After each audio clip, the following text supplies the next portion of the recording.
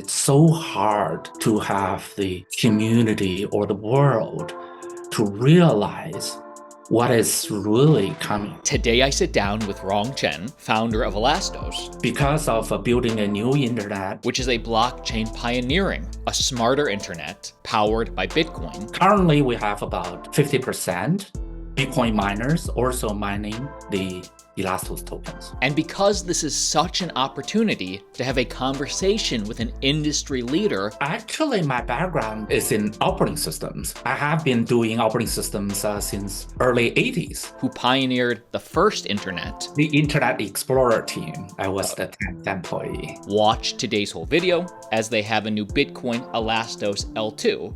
BeL2, making Bitcoin smarter. Rong Chen shares an exclusive opportunity just for the Altcoin Daily audience. On December 30th, the BeL2 will have the public beta. So like the video, thank you Elastos for partnering up today, and let's start. What is your background? And I know you were the 10th employee at Microsoft. No, it's a 10th employee of Microsoft IE team. Got you. The Internet Explorer team. I was the 10th employee there. Microsoft's a huge corporation. When I joined, it's about 10,000 employees.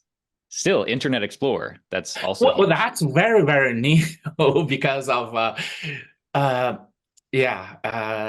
a history because Microsoft didn't start the web, right? The web, they were trying catch up, playing the catch up game with the Netscape.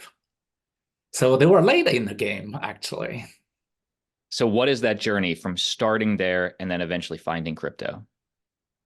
Well, actually, my background is in operating systems. I have been doing operating systems since early 80s. And then, of course, now if looking back, it's easier to do the comparison than, 95, basically. Because when 95, internet is afterthought. It's not part of the computer revolution, right? That actually a lot of problems still could trace back to the facts, right? We have computers first, then there's internet. Now, if you talk about world computer and how can we kind of integrate the two together? The problem really, the reason why we're trying to drive the integration of the internet with the computer industry is that very simple facts, right? Web3 is supposed to be owning your data. Supposedly, that's the thesis. Own your data is Web3. But then stealing your data on the internet is not a bug. It's a feature. Because of every app, every mobile app, right, can open up your document and send it anywhere in the world. It's under the discretion of the vendor, the software vendor, not up to you. Because let's say I'm the author of an article. I write a thesis, right? I write something in a word processor. Then the word processor, of course, in order to do the editing, I have to open up some sort of word editing app. The app opens up my document. Then the app can basically literally send it anywhere the app vendor wants. Same with the video. You make a video, you make a AI generated artifacts, and then the app literally can send it anywhere. Because when the computer was invented, when the operating system for the computer was added on to the computer, anything out of this local computer is beyond the realm of the operating system. Say you are using Windows, or you're using Mac, you're using Linux, right?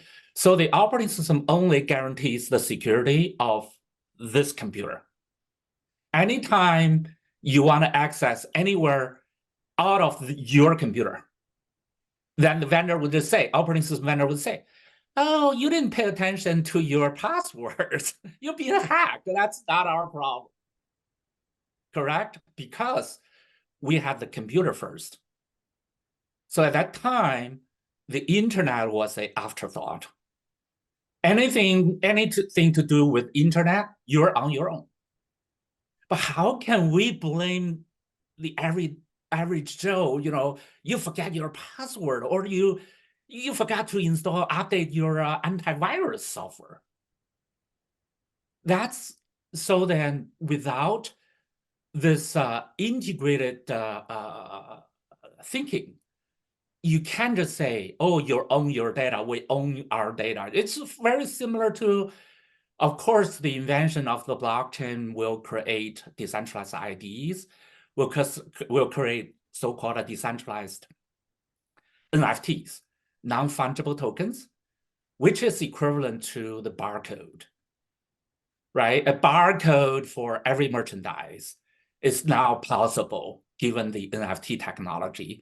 So you can basically put a label on your goods, on your data, saying, oh, this is mine. But then if you have no way of protecting it, then the piracy would be everywhere, right? It's like once upon a time, people can say, I don't know, the piracy was everywhere, right?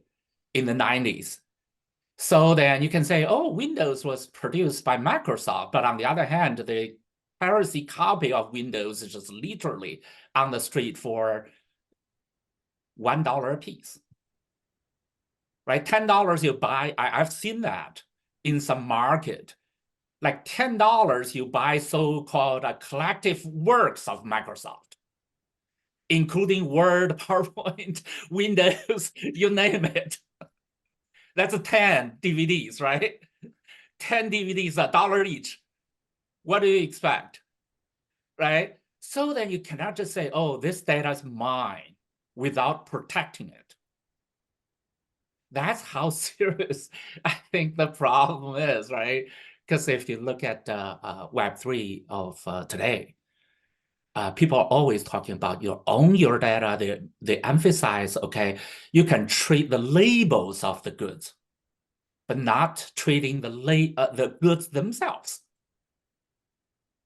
I think that's the problem we need to solve. So for somebody who has never heard of Elastos ever, what is it and what problems is it solving? That's if we see our logo, that's a two-tier logo. One is the blockchain layer, and the other one is the internet layer.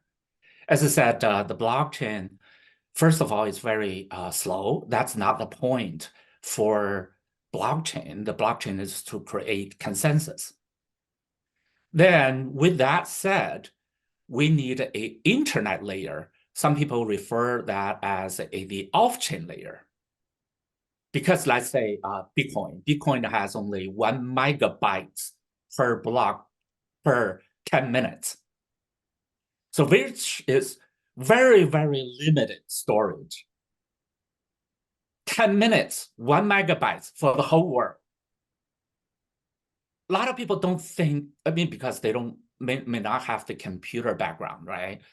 Let's say every photo you take with the iPhone, that's hundreds of megabytes. One person, one photo. So definitely those photos will not be logged on chain.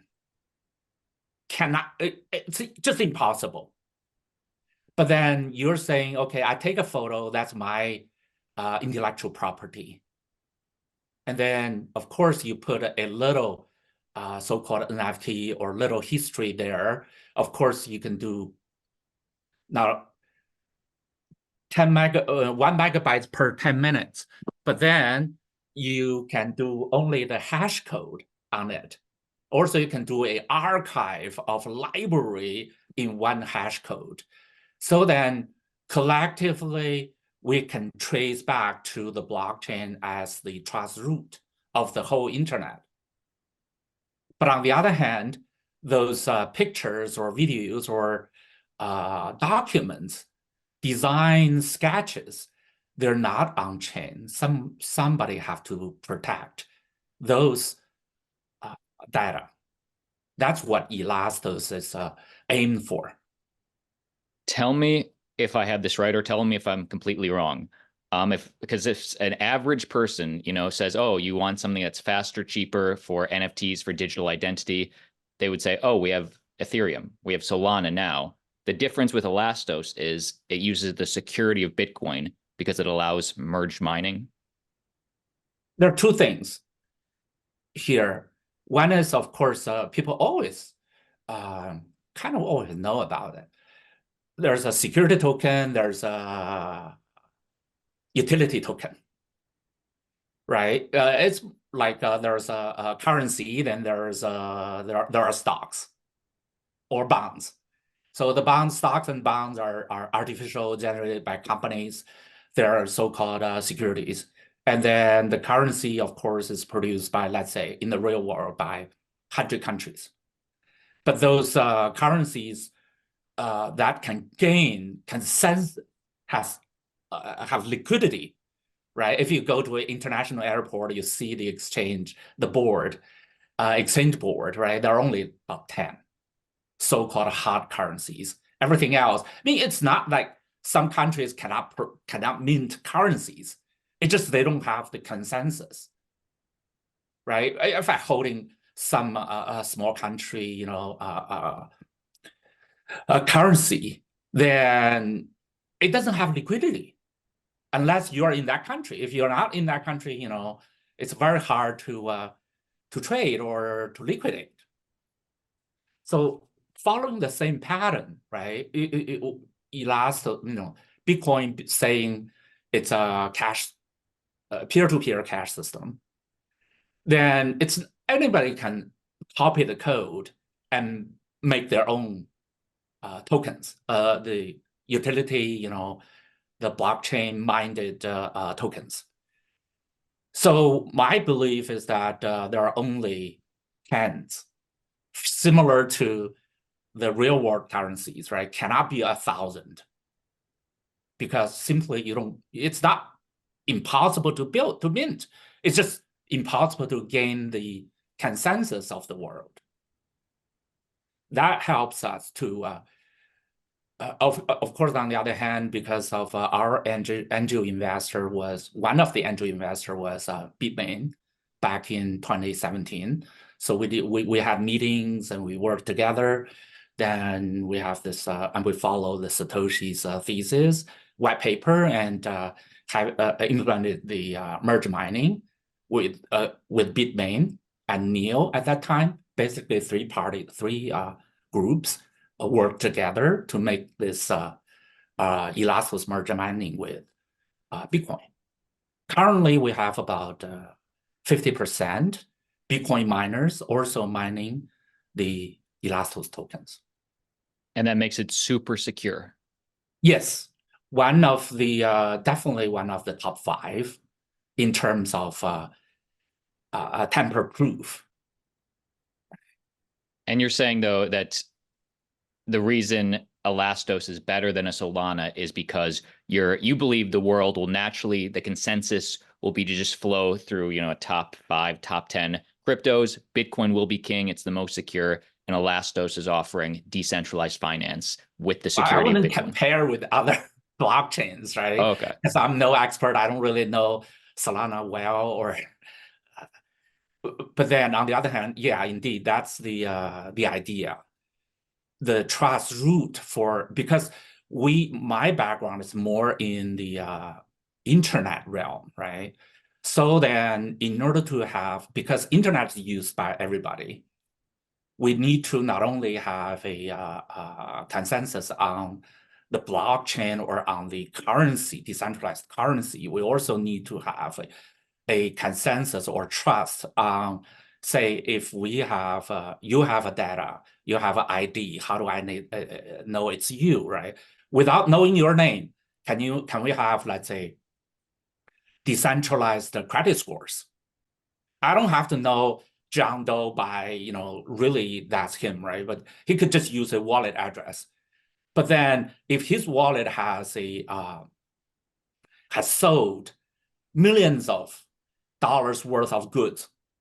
We can find it, right? We can definitely have a log, this guy moved items so fast and with reputation and never made mistakes or very few mistakes, and he paid them off, paid everybody loser, the loss. So he has a reputation with that wallet address. Then given if you have that wallet, I don't know you, and especially adding if you have a Bitcoin as a collateral, why couldn't I do business with you? Right? Moving, let's say I have some merchandise to sell, should I give you a discount being my sales channel? That kind of scenario applying to the cyber world. It's super important for the digital economy. What is BeL2? Because I was telling you off mic that I've been following Elastos since 2018. Was BeL2 a layer 2 always part of the plan? That was not really, or I didn't know this zero knowledge proof. There are several things, many things happened. One thing is that I know because when I was an entrepreneur running companies, I had on and off, right, kind of, I would say at least 1,000 employees, like joined, left, because I was running a company for like 18 years, 17 years-ish. And then we have an average about 100 employees for like 18 years, right? So you average employee would just stay like for 5 years. Then, of course, all those folks, my ex-colleagues, they have operating system background because of me. And then we also, at that time, ever since the beginning of the company, we were thinking about creating a new internet operating system for 18 years, from 2000 to 2018, right? And given that said, of course, those are like a training background for a lot of folks. And then we worked with BitMain, Neo, and Huobi Exchange in 2018 to launch the Elastos token in January. And some folks start to explore the crypto world. I wouldn't say because of me, because they just like one thing lead to another. Bitcoin has been the buzzwords for the past few years. So they realize, oh, there's this thing. Then they on themselves start to explore the possibility of internet merging with blockchain. Somehow I have some influence. I wouldn't say I understand what they're doing because they are the new generation. They know much more than I do now.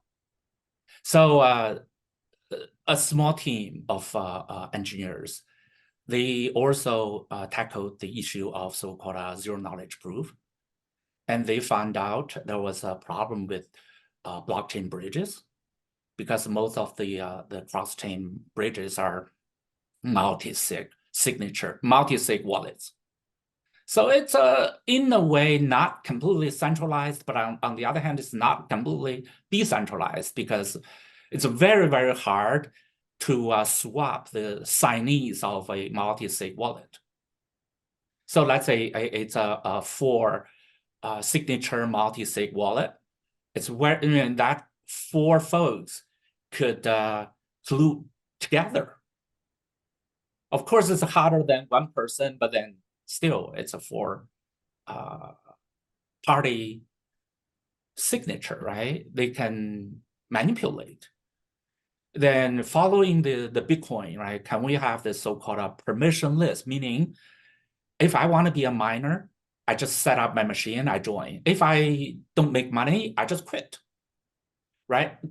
Join and leave anytime I want. That's called a decentralized. That's called permissionless. Let's say a multi-sig wallet, it's not like, okay, I can join or leave at any time. I mean, one of the signees, right, cannot just join and leave. So those are the issues that the zero knowledge proof trying to solve, because of you have a Bitcoin, and then you want to use that as a collateral to borrow money or to mint some stable coins. You cannot rely on other parties. Let's say, those 4 guys doing the bridge for you. What if they run away? They do the rug pull. But on the other hand, Bitcoin itself is not programmable. It's like a bank. You can do the cashier's check, but then locked into a lock script. But on the other hand, it doesn't have smart contract. You cannot mint stable coins out of the Bitcoin blockchain. Or you cannot do the borrowing, lending, paying dividends, distribute the proceeds, and so on Bitcoin. So we need another layer of smart contracts. So that's what the Bitcoin is, the trust root. And then the smart contract is the programmable layer, right? Doing all those banking algorithms in a way. That was in the original design of Elastos. But then the BeL2 is a newer invention after we had this merge mining and Ethereum compatible smart chains. And BeL2 is a Bitcoin L2 that will allow DeFi? Yes, basically it utilizes Satoshi's original thinking, or actually the program was there. Satoshi in the white paper talked about not only mining. in the white paper. In the white paper, he mentioned the concept of merge mining.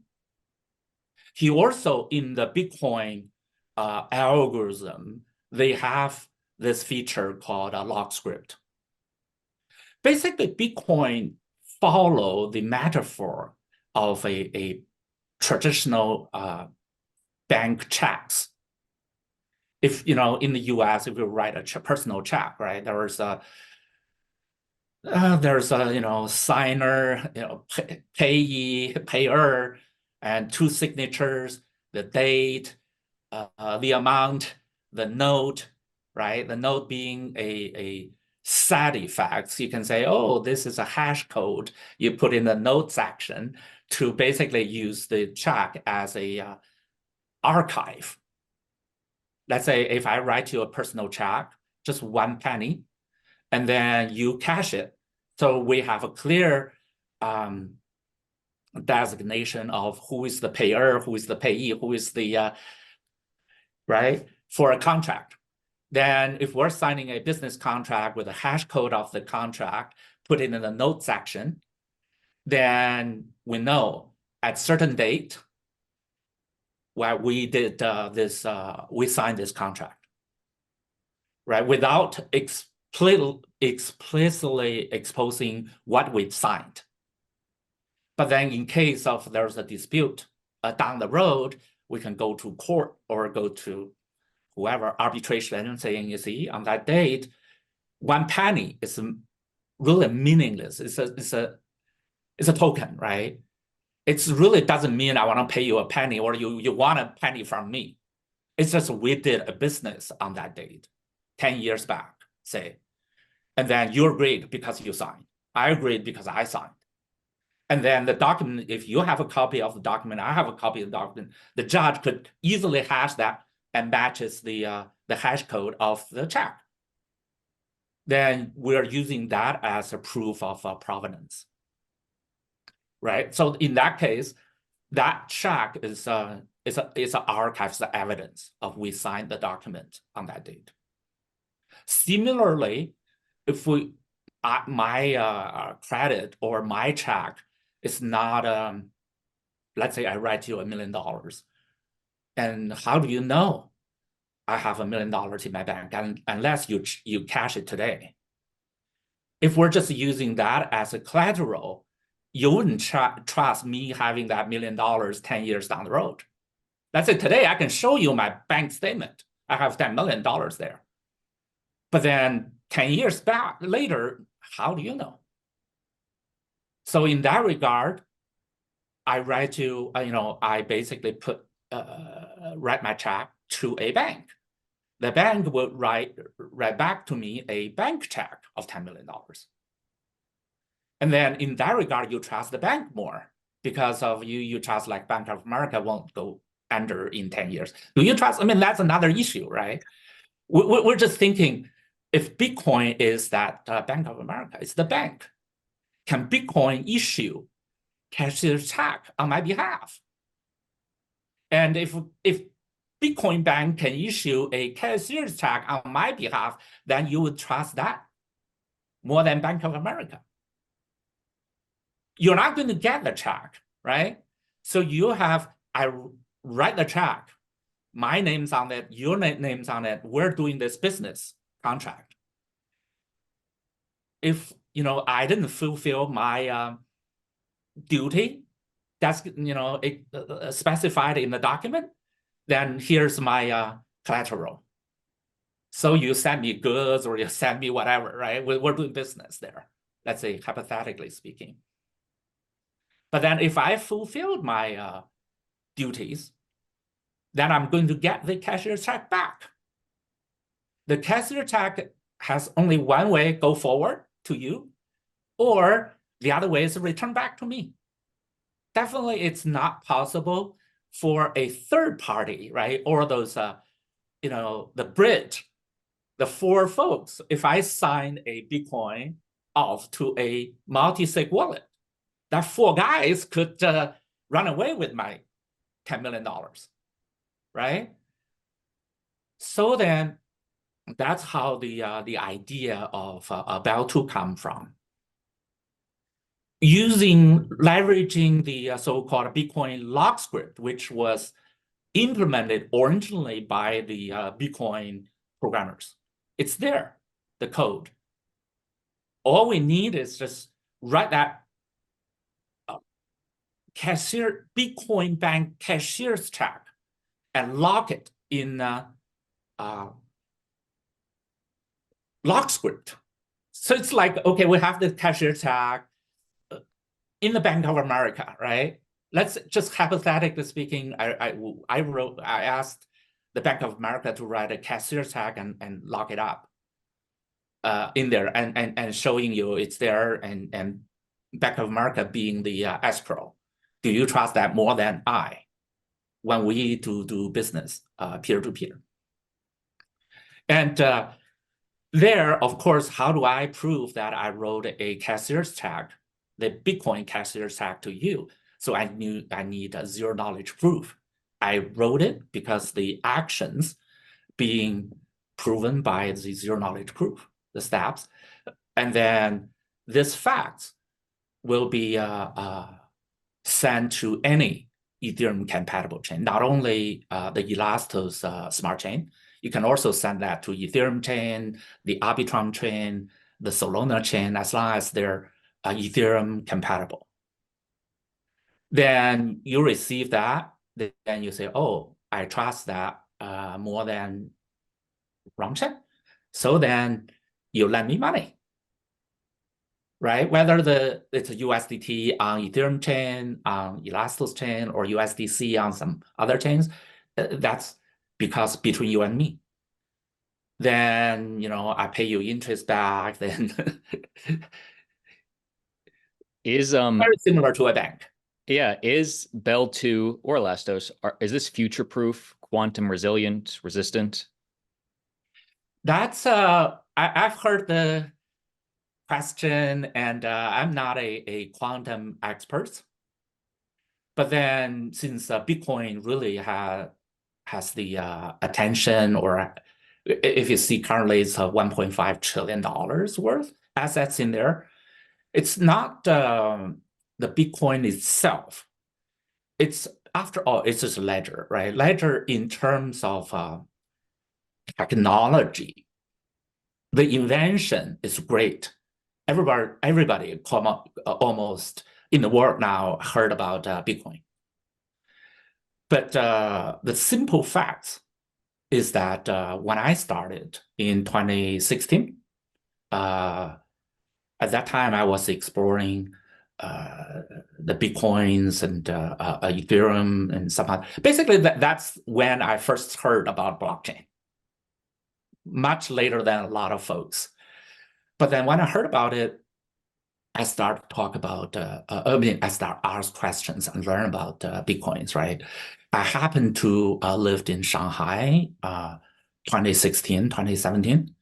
At that time, Shanghai was the capital of crypto. Like even Vitalik moved to Shanghai and located there, right? For like half a year. Many folks basically went to Shanghai. And then when I asked those people, what's blockchain? And what's the purpose, right? And a lot of technical, basically it's a rabbit hole. We grow each other and about those technical details. But then eventually, because I was from the operating system and internet background, and those folks were from the blockchain and crypto background and security background. So we're very hard to find a common ground. Then later on, the reason what caused me to jump into this rabbit hole is that I asked several folks, very reputable. I don't want to give names at this point. Eventually, the question was, how many lines of code Satoshi wrote? So then I can evaluate whether me or, as I said, my colleagues could jump in. And then people told me 50,000 lines of code Satoshi wrote. 50,000 lines of C code. That's under one person's capability. Single person. So I really suspect Satoshi was a single person. Do you know who? What's your guess? I don't know whom. You have a guess. I don't know, because I really I was too late to join the game, right? The party. But given my software background, I know 50,000 lines of code can be written by one person. By a okay person, not have to be a genius to write, understand. But then the invention, I'm not trying to diminish the meaning, right? Just technology-wise, it's well under one person's capability.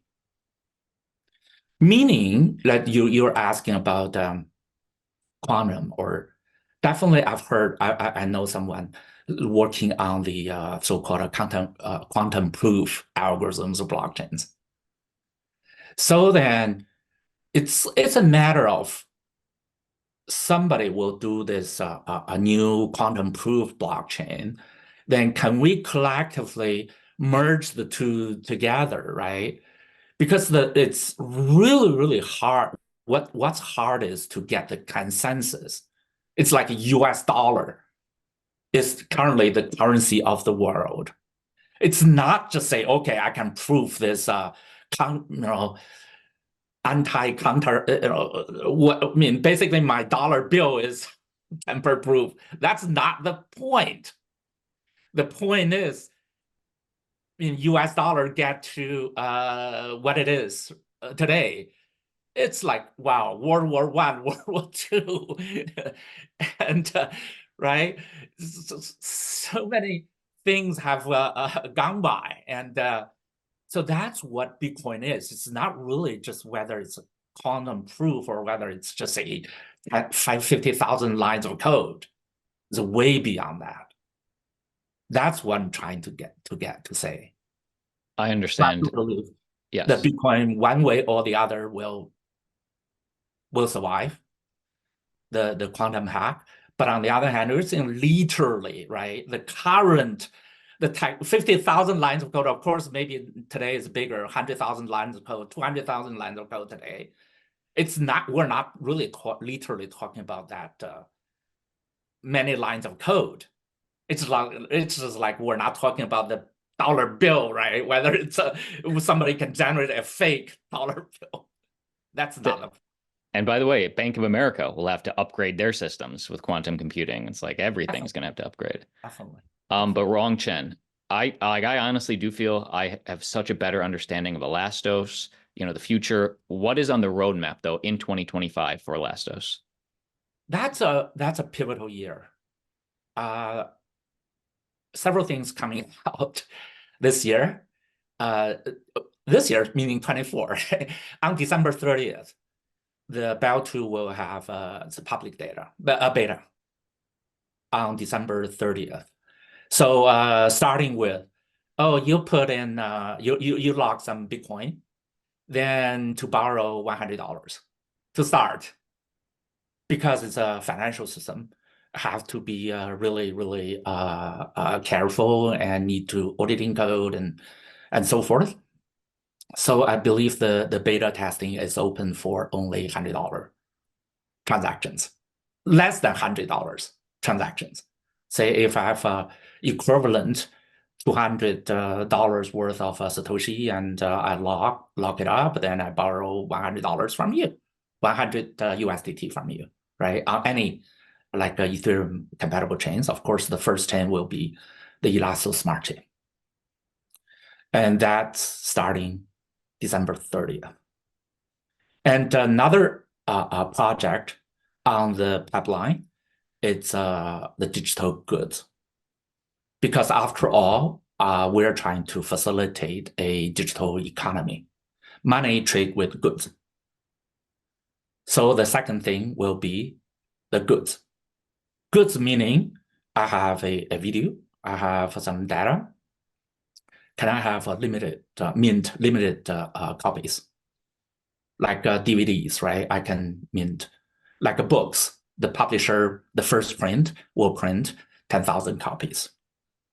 So then can we print limited number of copies of some video, audio, ebooks? And then also, can we designate John Doe being my salesperson? And I agreed to pay him 30% commission, being the owner of the data, right? And then what if I sell my copyright to you? So you'll be the new boss of the franchise, right? So that's also starting very likely to be in January. The Elasticity supposed to be the first quarter of next year to be on the safe side. So that's going to start the digital goods innovation. And given the dollar amount, the BeL2, so then I can lock certain amount, use that as escrow to do my online business. Otherwise, are you going to send you money first? Being a consumer, are you going to send me money first, or I'm going to send you goods first?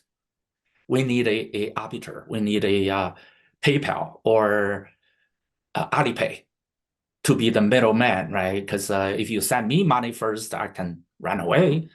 If I send you good first, I don't see the money coming.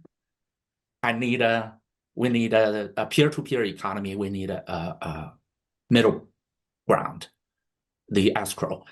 But then in the past, in the real world, the escrows are like banks. They have this concrete high rises to prove they're not going to run away tomorrow. But then if we're going to do the peer-to-peer, can we have the arbiters or the escrow being permissionless?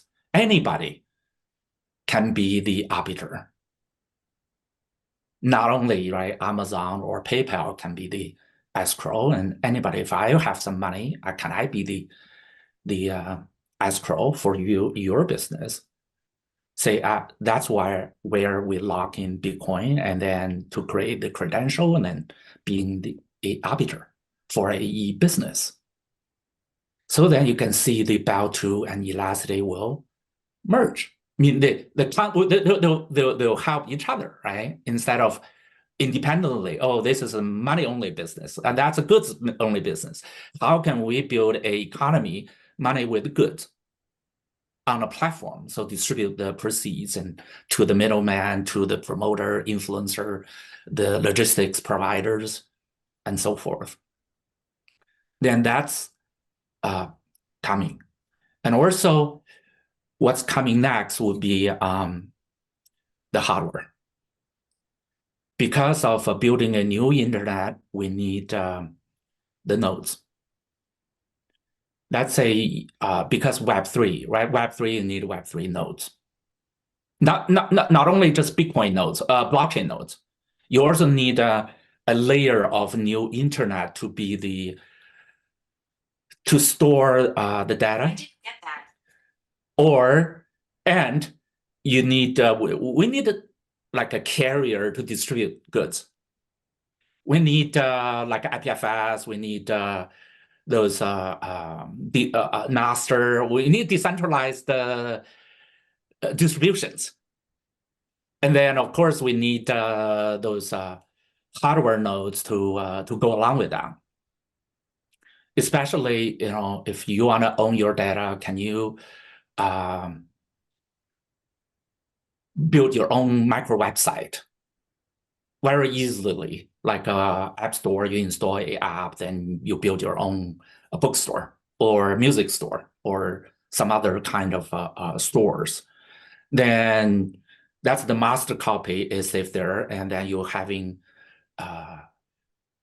so-called CDNs, right? Content delivery network, to help decentralized or centralized to help you propagate your digital works.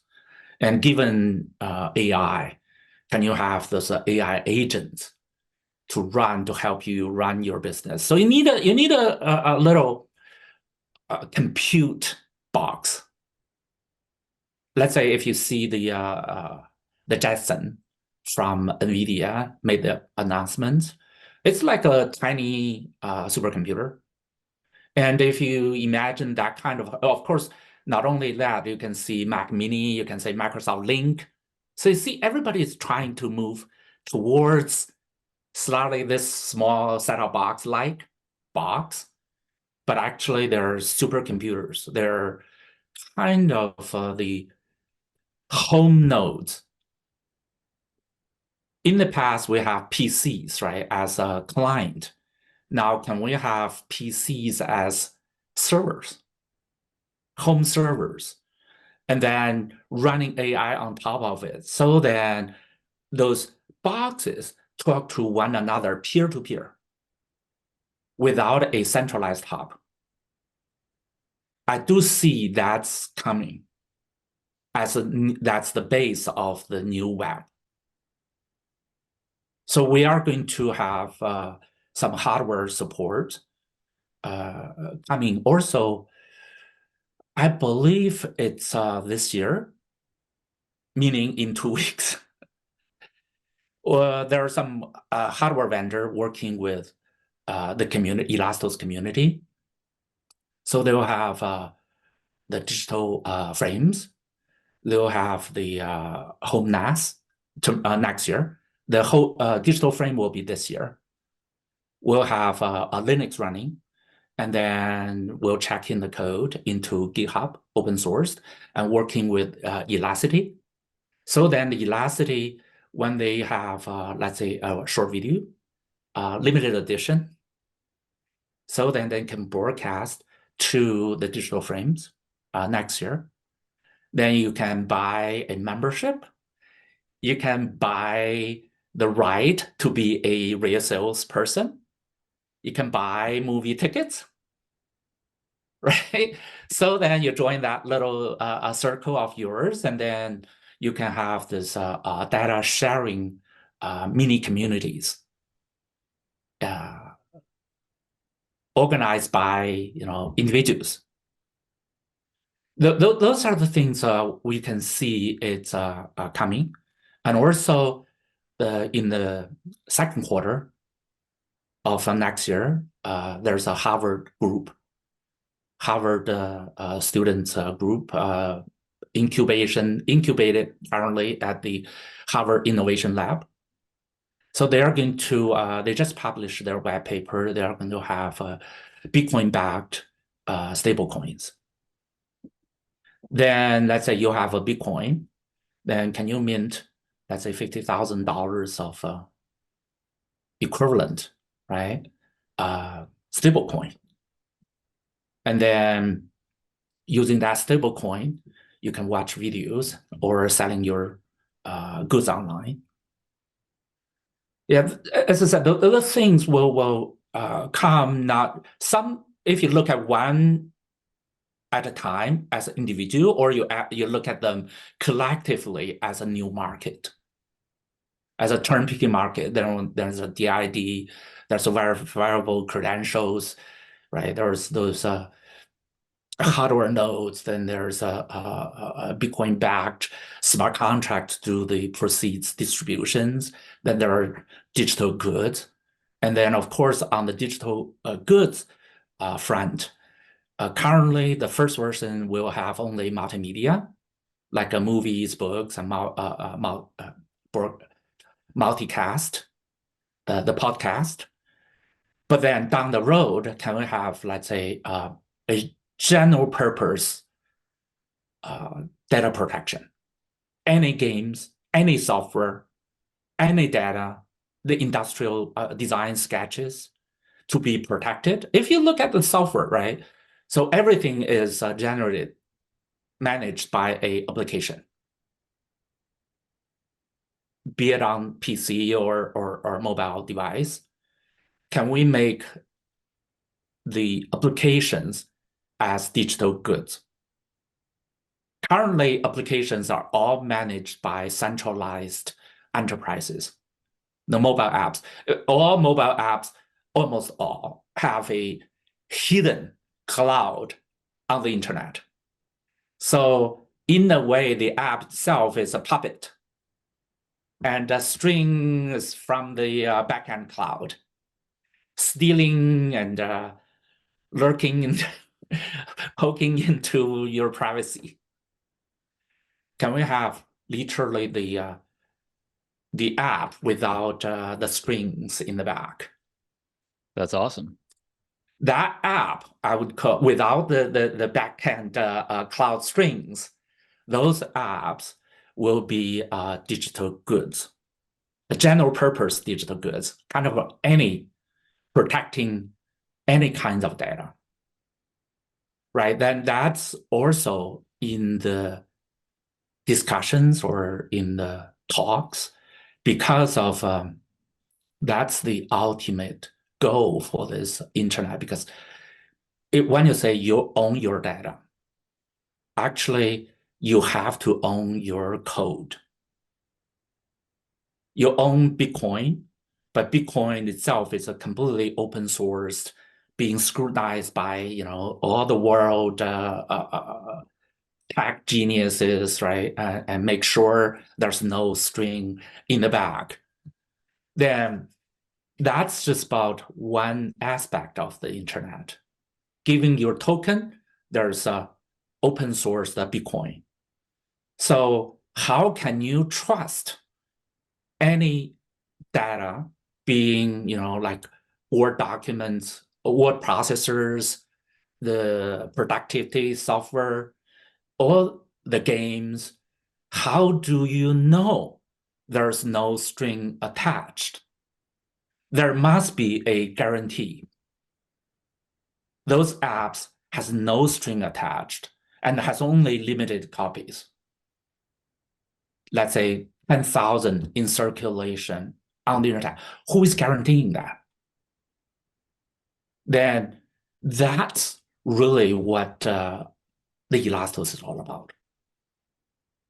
I'm going to links for everything down below. final thoughts for the altcoin daily army on Elastos on the future. It's I think the new internet is coming because people talk about Web3. So far, we don't really see the Web3 as a web, right? Anywhere. Then I do personally believe the new web is coming, given what I've been through the computer and internet industry evolutions. Very, very hard to build a consensus. As I mentioned about currently, we do have the consensus of the Bitcoin, but we don't have the consensus of a new web, of a new economy, because people talk about network state, talk about the world computer, talk about Web3. But then currently most people are just talking. It's so hard to have the community or the world to realize what is really coming, like AI or the metaverse. They're all talking about like from different angles, different aspects, seeing the same thing. But we don't really have a concrete understanding of this, what we're talking about. Some people talking about from metaverse, some people talk about crypto, some people talk about right, protecting your data, some people talk about from privacy, but literally we're talking about the same thing. It cannot be built by just Elastos. It's like the web, right? It's not built by one country or one group. It's everybody's web. It's the web for all. So that's, I think, we need to talk about it for altcoin or for other media channels, because it's not like we are comparing to Solana or we're comparing to Ethereum, right? It's like everybody is on the web. There's a Google, there's a Yahoo, there's a Netscape, there's Microsoft, there's a Google, right? Amazon. Then we're all collectively building a new internet. That's what it is. And I do hope, right? Especially those opinion leaders or the influencers should be talking about it.